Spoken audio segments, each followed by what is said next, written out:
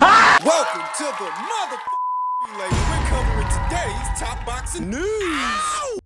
I told MVP the only way that they'll get that fight is if they want me to fight against Shadation, that Caroline and Alicia have to be the co-main. So if they want that fight with me and Shadation, they'll give us the fight with Caroline and AB too. And for you, Lauren Price. And then Caroline gonna whoop her ass. Yeah, next. And for yourself, are you gonna go down to welterweight, or are we doing a catch weight? What are we doing there? Going down to 160. Okay, so it's a catch weight. My natural weight class. I had to move up from 160 because all the girls were scared to fight me that were anywhere around that weight. So at the end of the day, I still gotta fight whoever will fight me. And the girls at 175, which is heavyweight, was the only girls that would say yes to fighting me. Claressa Shields doesn't make any fucking sense. Because she just said that she had to move up to the heavier weights because the girls around middle, super middle, they didn't want to fight her. Not that there were that many around. Jadeja Green wants to fight her. But she said that she had to move up to the heavier weights because the girls around her weight didn't really want to fight her when Jadeja Green wants to fight her. And she's the one holding that fight up. She's the one holding the fight to ransom. When she says that the only way she will accept that fight is if MVP also makes the fight between Carolyn and Alicia. What? What the fuck do those two have to do with you? A fight between you and Jadeja? You just said nobody around your weight wants to fight you. Jadeja wants to fight you. It doesn't make sense. Sort of like how her beef with Alicia Baumgartner doesn't really make a lot of sense. For years, Claressa Shields said that she would be willing to come down to welterweight to fight the girls that are down there. Seemingly an idle threat. To which Alicia responded she'd be willing to meet her there. If Claressa comes down to 47, Alicia would move up. And Claressa got mad about it, took it personal. I don't understand why, because Michaela Mayer basically said the same thing. Michaela just said she would be willing to move up to fight Claressa, and Claressa didn't take it up the ass. She didn't get mad about it. So why does she get mad when Alicia does it, but doesn't get mad when Michaela does it? Because she's a fucking moron. Because she doesn't make any sense, like I said. She believes that she's in a position to dictate terms to MVP for what's supposed to be a Jadeja Green fight. But is she? It was veteran content creator Mr. Moonshine that said, Claressa Shields says she will fight Jadeja Green if Baumgartner versus Dubois is the co-main. First, you're not an MVP ESPN fighter to dictate anything. You lost that privilege when you signed with Win Records. Baumgartner is a main event. After April 17th, Jadeja Green will be in the driver's seat because Win and Salida won't be able to afford her to cross the street. He's actually right. MVP as a promotion has a lot more money and more resources than Dimitri Salida, who still is Claressa Shields' promoter, and in spite of the big deal that she supposedly signed, worth $2 million a fight, It's $2 million for her. it doesn't speak to what she's kicking out for her opponents. Last I checked, Franchon Cruz said she didn't make that much from fighting Claressa in what was their rematch. So what are you prepared to offer Jadeja to come to your side of things? Nothing. Big fat fucking bowl of nothing. Because she'd rather fight a naturally smaller fighter, much smaller than Jadeja, much smaller than she is, in Lauren Price. You know, I fully respect Shields. I think she's the best in the game, and to be the best, you have to beat the best. And full credit to her, what she's done in her career. But I honestly believe in myself. I'm just getting better and better. And I'm in this game for the biggest fights. I want to become a multi-weight world champion. I won the biggest fights in boxing. And what a great honour it would be to share the ring with Shields. It makes her a great fight, but not just one fight. Like I said, we've seen it with Taylor and Serrano. I said to her tonight, let's do it, I'll come to America, you come to Wales, and let's do it. And she shook on it. And, hopefully we make that happen. So they shook on it, and they've got some kind of a verbal agreement, but I've got my reservations as to whether or not that fight will actually happen, because it's going to take money to get Claressa to the United Kingdom, but it's also going to take money to get Lauren to the United States, more than I think Dimitri can kick out. Another example of how Claressa Shields doesn't make sense. It would be easier to fight Jadeja Green on your way to 160 than hold that fight to ransom. You can make a pit stop at 168, settle up with Jadeja on the MVP side of things, but of course, therein lies the dilemma. Claressa likes to act like she's the one in the driver's seat. Well, not if you're relying on MVP to pay for everything. That's the point that Mr. Moonshine was making. If Jadeja Green's promoter is the one footing the bill for everything to happen, is Claressa in the driver's seat? She doesn't make no sense. Prioritizing Lauren over Jadeja. When I don't think the Lauren Price fight happens at any point this year, what I could see happening is Lauren Price moving up to junior middle or middle before the year is out. She's supposed to be getting married next month. Will presumably spend the entirety of the summer months on her honeymoon, perhaps returning in the fall or winter. When she does, she may return in the middleweight division. She's already put the Michaela Mayer fight on the back burner. Michaela, who has now shifted her focus over to a Chantel Cameron fight. Yeah, after Lauren Price poured cold water over their fight, what was supposed to be for Undisputed at 147, that doesn't look to be happening. So now Michaela Mayer is fighting Chantel Cameron, and I anticipate that later on in the year, Lauren Price will move up to the middleweight division and perhaps fight Kay Scotch Of Australia, one of two unified champions in that division. Kay Scotch, who is promoted by Dimitri Salita, who also promotes Claressa. So you see the strategy. Lauren Price can beat Kay Scotch. Absolutely, but the obstacle still would be the same for fighting Claressa. It's going to take a lot of money to bring her to the United Kingdom, but I think it would take a lot of money to bring Lauren to the United States. More than they have between them. Bottom line, I don't expect Price versus Shields to happen at any point this year. If it's gonna happen, it must be in the next one. It must be down the line, not in the near future. More reason to say that Claressa doesn't make sense because you're putting a fight with Jadeja Green that you can have this year. You're putting that on the back burner. For a fight with Lauren Price that likely doesn't happen this year. She doesn't make no fucking sense.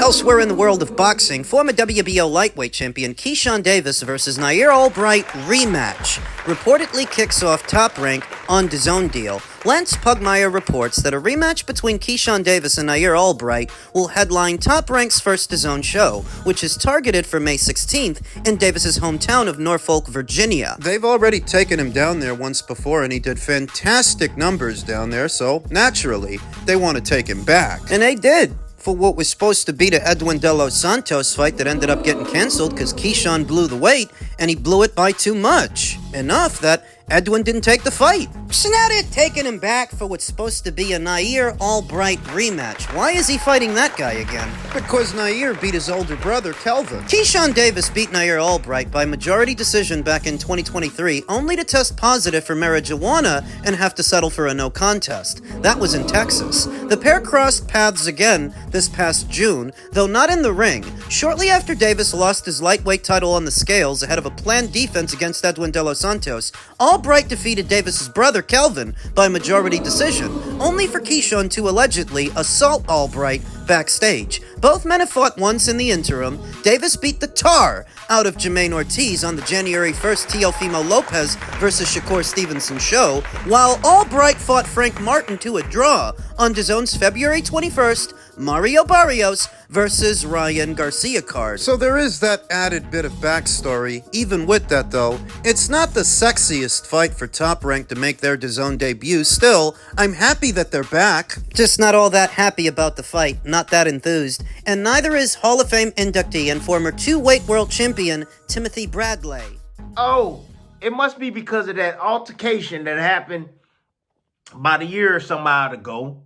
Yeah, when you were supposed to, in Virginia, because this fight going to be in Virginia, people. It's going to be in Virginia. Yeah. Let's try it again. Keyshawn Davis coming to Virginia again. Okay. And you didn't make weight. Purposely didn't make weight. Yeah. Oh, hell yeah. 4 pounds. You purposely didn't make weight. Yeah. Your whole team was like, yo, we didn't know this mug was not that 4 pounds away. Hell no. They weren't even concerned with your weight. Right? So you didn't fight De Los Santos. Your brother fought Kelvin fought against this man, Nair Albright. He got them paws put on him. Then you come allegedly in the locker room and you put some lumps upside of Albright's head. Now y'all about to fight again. Sounds a lot like Timothy Bradley. Doesn't see a point in Keyshawn fighting Nair Albright again. You already beat him. Even if it got overturned, what does it profit you? What do you gain? from fighting him again. A chance for revenge? Salt water under the bridge and changing the couch cushions, because seems like ancient history now. That was all the way back there last year. And you missed the weight by a whopping 4 pounds for the Edwin De Los Santos fight. Timothy Bradley said what we were all thinking. If you miss it by that much, were you even trying to make it? No. His then training team didn't want to take the heat for that deliberate snafu. Because remember, he was being trained by Bo Mack back then. He's not trained by Bo Mack anymore. In case you forgot, publicly, neither Bo Mack or Keyshawn Davis have uttered an ill word about the other, but I think privately, Keyshawn just isn't disciplined enough to work under Bo Mack, and Bo Mack's not gonna put up with that shit. Not gonna put up with that shit. It's for that reason that after he blew the weight by that much, they split. Yeah, y'all ain't heard yet? Hey, the man, the legend, Keyshawn Davis, the one running around talking about, don't nobody want to fight me, so I can't get a fight. You know, the one that's trying to bully Abdullah Mason, the young Abdullah Phenom, Abdullah Mason, trying to bully him, you know.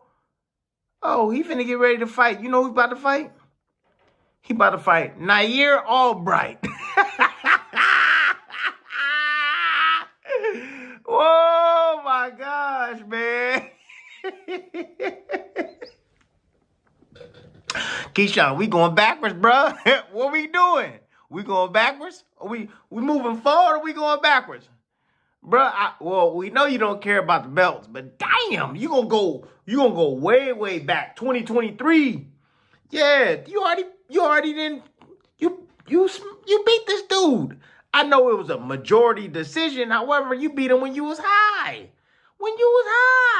Anecdotally, Nair Albright isn't a bad scalp to collect because he did just draw with Frank Martin after all, but I happen to think fighting Frank Martin would have moved the needle more than fighting Nair Albright again. Why? Frank Martin is a guy some people like to put on a pedestal for having fought Gervonta Davis. Frank Martin is supposed to be one of these quality fighters that Gervonta Davis fought, so that if Keyshawn Davis fights him, And if Keyshawn Davis beats him, more handily than Gervonta Davis did when they fought, that would be a nice feather in Keyshawn Davis's cap. Nobody's holding their breath for a Keyshawn Davis versus Gervonta Davis fight. We all know that's not gonna happen. but if you go after the guys that he fought, and you beat those guys better and easier than he did, that's another way for you to come at him. That's another way for you to make him look bad, because he struggled with Frank Martin. Yeah, eventually he caught up to him and knocked him out, but not before struggling to close the distance on him, as Frank Martin made himself a moving target in that fight, and for long spells was outboxing Gervonta Davis. Frank Martin would have made for a sexier fight for Top Rank's DAZN debut than a Nair Albright rematch, but of course, Frank Martin probably would have wanted a lot of money to fight somebody like Keyshawn, more than Nair. So there is that. In any event, I'm just happy to see that Top Rank will be back up and running early next month, even if it is just the Keyshawn Davis versus Nair Albright fight, and hopefully, later on in the calendar year, Keyshawn's career can start making sense again. Because right now it's just sort of adrift. Jermaine Ortiz, Nair Albright rematch. It's lacking trajectory. It's lacking a direction.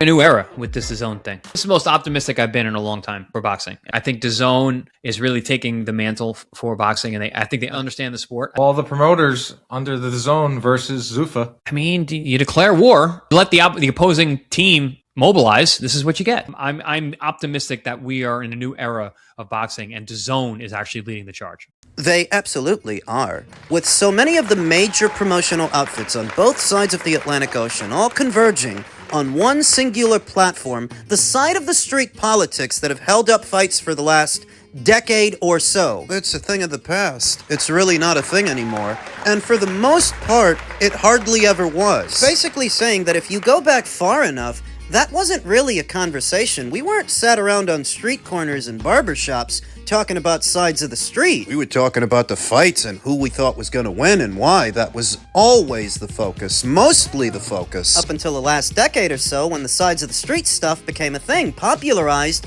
by Errol Spence Jr., who's really the one that coined the phrase when he sat on that podium inebriated, drunk, talking about Terrence being on the wrong side of the street. Some people ate that shit up, at least for a while, now seeming like a thing of the past, because with so many of the major promotional outfits all converging on the DAZN platform, they're all mostly on the same side of the street, save the PBC. But even though they're not, many of their fighters have been fighting on that platform, a good number of them. So things definitely are changing, and DAZN is spearheading the effort As a platform. to become the home of global boxing. They really only have Zuffa and Paramount to compete with, but when you think about the familiar faces and names, the brands that you trust, Zuffa Boxing can't hold a candle to what DAZN provides as a package. The only real hindrance is that DAZN is still very pricey, more so now as a result of their ultimate tier package. what did I say in a previous video? You got people that are struggling to find $60 to $75 for a singular pay-per-view, and you're going to ask those same people to get up upwards of $400, $400 plus. For the ultimate package? Same people struggling to find $60 to $75 for one pay-per-view. They ain't got it. I really do love what's going on the DAZN platform, but I'm of the opinion that if anything's going to hold them back, it's going to be that. It's going to be that it was already one of the pricier apps on the market, and it just became even pricier. This influx of pay-per-views doesn't draw more eyes to the sport of boxing, and you would have thought that DAZN understood that. Seeing what happened to the PBC over there on Showtime and Fox, the influx of pay-per-views they single-handedly created, and what they're still doing on Amazon Prime, though now they're doing that out of necessity. The only leg up that Zuffa Boxing on Paramount can get on DAZN is that they're not doing those pricey fights. They're not doing pay-per-views, albeit because they don't have big enough names to do them. But that is still a burden they don't have. Any and every halfway decent fighter with a title thinks they belong on pay-per-view, that they're already a box office star. And that's a problem, Because it's driving the cost of everything up, and the price of doing a boxing match, it's that much more expensive to make, whereas Zuffa, they don't have that problem. And that's the one leg up they have on DAZN and all the promoters that are over there. they're providing a cheaper alternative. So while it is like Chris Algieri specified, that DAZN really is cornering the market on big-time boxing matches and the big names, it's not without its caveats. They've launched this ultimate tier, but how many people in the United States do you actually think are kicking out 400 plus? It's a lot of money to kick out in one fell swoop for sports. For boxing, which isn't even as popular in America as, say, the NFL or the MLB, the NBA. It's actually a lot. Bringing all of those major promoters under one umbrella, you still have to wonder, what if this ultimate tier doesn't pan out the way that they hoped it would, the way they needed it to? What happens then? It's a story only time can tell, but one thing I do know is, this is not how you popularize boxing, putting it behind a paywall and bring it back to the mainstream. This is not the answer.